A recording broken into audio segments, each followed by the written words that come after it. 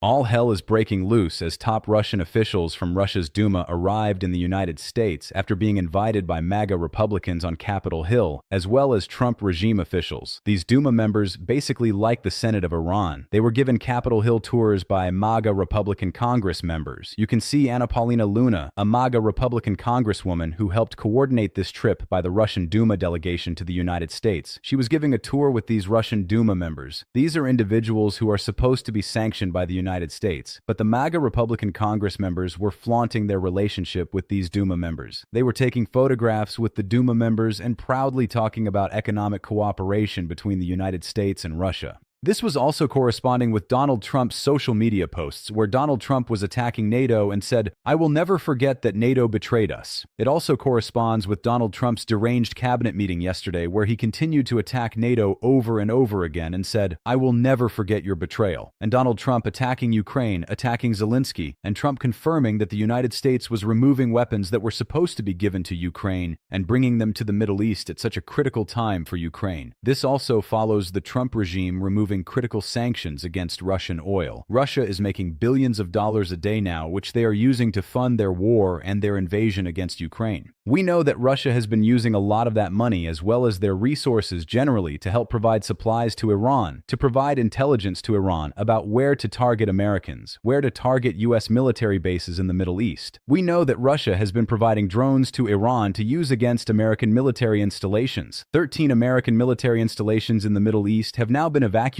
because Iran's intelligence, with the assistance of Russia, has been able to target these facilities with the FPV and the Shahed drones.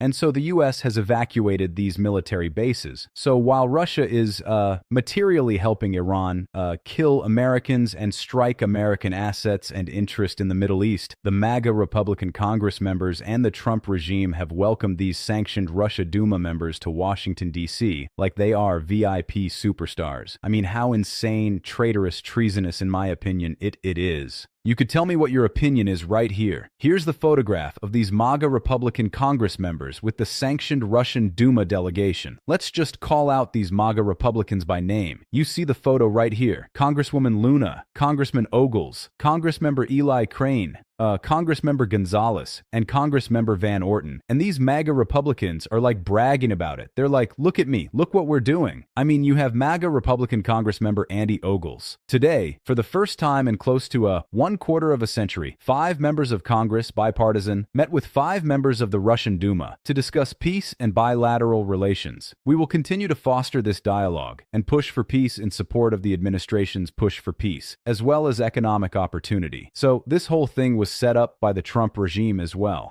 But can we just take a look, for example, what Iran's president Peskian posted on social media in Russian? You see the Russian text right there. They're not hiding the fact that Russia is helping Iran kill Americans and attack American military installations. Russia is the biggest ally of Iran, using the Caspian Sea and other routes to bring the weapons to Iran. I mean, here you have Iran's President Peskian posting, "President Putin's messages and the support of the Russian people inspire us in this war." By the way, he's referring their encoded language to the military support that they're getting from Russia. The resistance and courage of the Iranian people promise new bonds that will ensure the security of East Asia through the countries of the region. On behalf of the people of Iran, I thank the government and people of Russia. And this follows the Financial Times article, a show showing how Russia has been providing all of this military support, weapons, intelligence to Iran to go after America. Just take a look one more time at Representative Anna Paulina Luna giving this private tour of the Capitol building to the sanctioned members of the Russian Duma. The Russian Duma delegation was led by Vashkalov Nikonov. The group is set to meet with these several officials. And then after meeting with the MAGA Republican Congress members, then they went to the State Department and they went all to the top Trump regime leaders. I mean, look at them. They're like partying around. They're at the Trump Institute of Peace, right? On the same day, we learned that I think Trump unlawfully moved close to $2 billion from funding that should go to State Department stuff and actually helping disasters internationally, just basically took it and moved it to Trump's Institute of Peace, which is unlawfully named that. And the Peace Committee and all this, deranged, the Peace Board and all these deranged stuff, as this account says, this is outrageous and unacceptable. Russian Duma deputies are under U.S. sanctions. They support bombing churches and killing innocent Ukrainians, and they supply Iran with intelligence used to kill U.S. soldiers in the Middle East. The only place these people should be traveling to is The Hague. Now, as I said, the arrival of the Duma members corresponds to Trump's post. This is all related. Okay, what's happening right here? Who's the main beneficiary of this war in Iran? Russia. America is dismantling day by day the hard-earned respect and power that it had after World War II. It's done. Goodbye. Trump crushed it. Russia's profiting financially, militarily right now. Building alliances as the U.S. We're inviting the people who are killing us. By the way, removed the sanctions against Iran also. We're in a war against Iran. We're removing sanctions and saying that that's jujitsuing Iran. This is the dumbest and stupidest administration ever, this Trump regime. What the hell are they doing? And it's more than that, right? I mean, it's Russia, because they're actually helping Russia. They're helping Iran. Donald Trump's post yesterday morning was NATO nations have done absolutely nothing to help with the lunatic nation. Now, military decimated of Iran. The USA needs nothing from NATO. But never forget the very important point in time. Donald J. Trump, you didn't. You maniac. You never told NATO you were going to do the invasion. You and Netanyahu went in alone. Netanyahu said, I'm going to do it. You want to join me, Donald? Then you invaded Iran. And then now that you're in a quagmire, you're asking NATO for help. NATO is a defensive alliance, not an offensive invading alliance. And now you're begging NATO to join in an unlawful war where you're blowing up elementary schools and killing little children. And as Russia stepped up to help Iran, you are now inviting the Russians, the Russian Duma, the sanctioned people to the United States, and they're getting Capitol Hill tours like they're constituents of these Congress members. I mean, do we all realize how absolutely and utterly deranged this all is right now? Trump's cabinet meeting yesterday where Trump was like, this has all been one test that I've set up for NATO. And NATO, you failed my test. Remember Trump saying that? Here, play this clip. This was a test for NATO.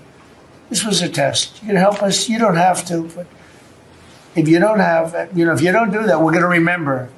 Just remember this in a number of months from now. Remember my statements. They have an expression, a great expression. Never forget. You can never forget. And then Donald Trump further attacked the UK and NATO and Germany. He attacks every country that's a part of NATO as well. Play this clip. And I think we've been proven right. They took one missile, went 2,500 miles. They supposedly didn't have a missile like that. They had no missile with that capability. But they shot the now famous Ireland, the island that the UK was very afraid to give us because they didn't want to get dragged in. But we don't want to get dragged into their wars either. It's one thing we're very disappointed, I'll say it publicly, we're very disappointed with NATO because NATO has done absolutely nothing. And I've always said, 25 years ago, I was somebody that wasn't a politician, but I was always involved in politics and I understood politics. I said 25 years ago that NATO's a paper tiger, but more importantly, that we'll come to their rescue, but they will never come to ours. And I want you to remember that we said this. They didn't come to our rescue. Now they all want to help. When they're annihilated, the other side is annihilated. They said, we'd love to send ships. They actually made a statement, a couple of them, that we want to get involved when the war is over. No, it's supposed to get involved when the war's beginning, or even before it begins. We had the UK say that we'll send, this is 3 weeks ago, we'll send our aircraft carriers, which aren't the best aircraft carriers, by the way. They're toys compared to what we have.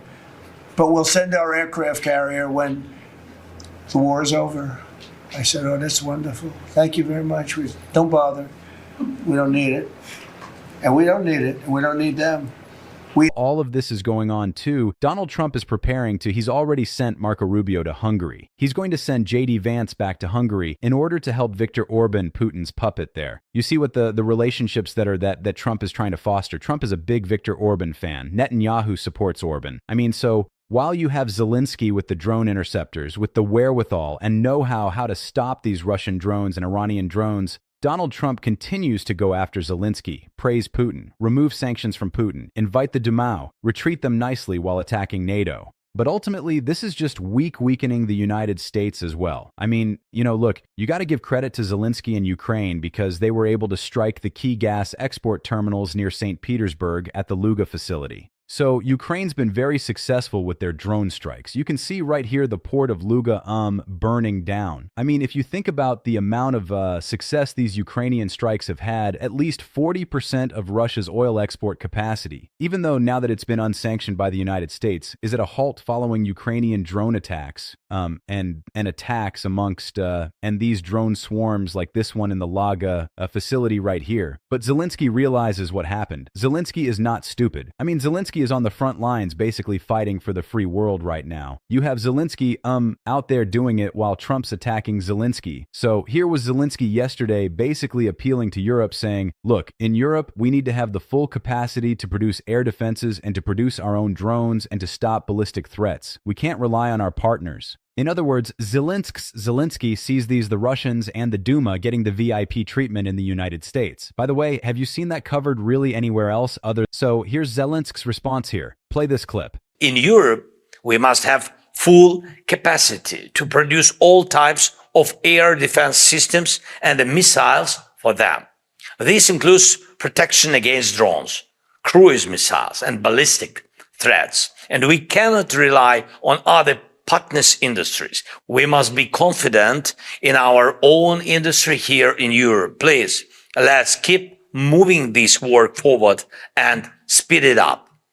And while we are building this capacity, please remember that we need protection from Russian missiles every single day. And I'm grateful to those of you who actively support us through the Pearl program. Then Zelensky talks about how grateful he is to his partnership and the partnership status that Ukraine received recently in Oslo with the JEF, the G, the JF, the Joint Expeditionary Force, this UK-led defense coalition of 10 northern European nations. And so Zelensky, you can see right here, Zelensky at this point recognizes that the Trump regime, he's recognized it before, is fully captured by Putin here. Play this clip. I'm grateful for the enhanced partnership status for Ukraine received in Oslo. The status already opens the door to practical cooperation, like taking part in the terraces exercise. We are ready to move forward, bringing our experience and capabilities to make the JEF community even stronger. And our goal is simple and clear. Ukraine is ready to become a full-fledged member of the JEF. More from Zelensky here, talking about Ukraine's contribution to security in the Middle East now, and essentially how Ukraine is doing more than the U.S. is basically doing. Here, play this clip. Our contribution to security in that region will also be a real contribution to global security. This matters because energy security and the cost of living, particularly in Europe, depends on their oil, gas, and other resources and stable global markets. And I believe that in Europe, we need to build more close cooperation between Ukraine, your countries, and all European nations to ensure real protection on land, in the air, and at sea. The key is not only producing new weapons, especially drones, not just technology, but also real experience in using it and integrating it with radars, aviation, and other air defense systems. We have this experience. Together, we have a strong industrial base.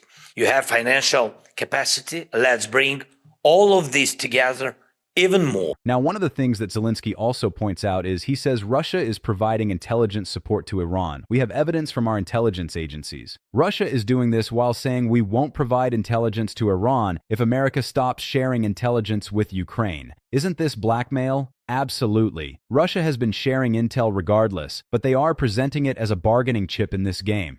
Could it prompt the U.S. to pause data sharing? Probably.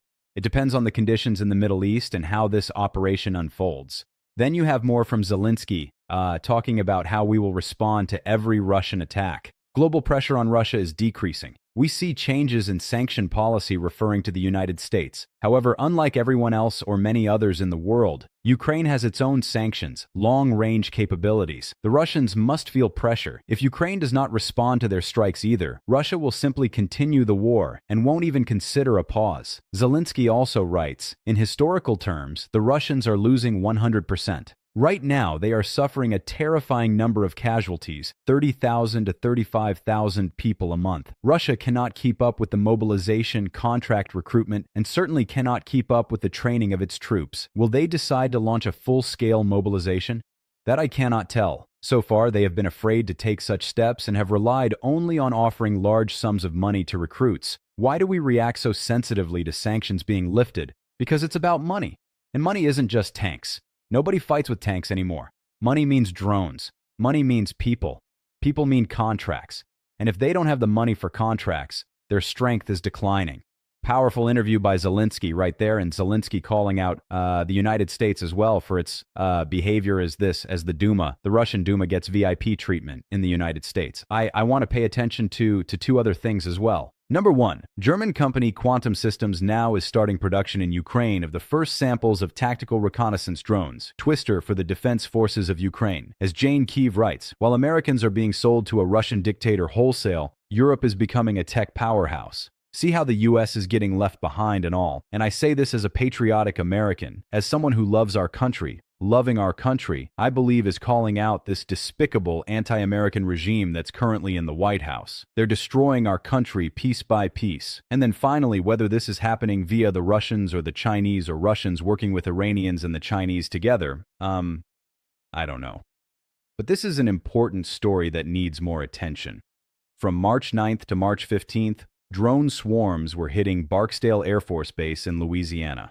And this Air Force Base is the home of the U.S. nuclear-armed B-52 bombers. And from March 9th to 15th, there were these crazy advanced drone swarms that were all over there. There was loud explosions in the area too, which the Barksdale Air Force Base and U.S. military, which now lies about everything, claimed it was a training mission that was taking place, and that's what you heard. But there were these drone swarms taking place in this Louisiana Barksdale bomber base for the nuclear B-52 bomber.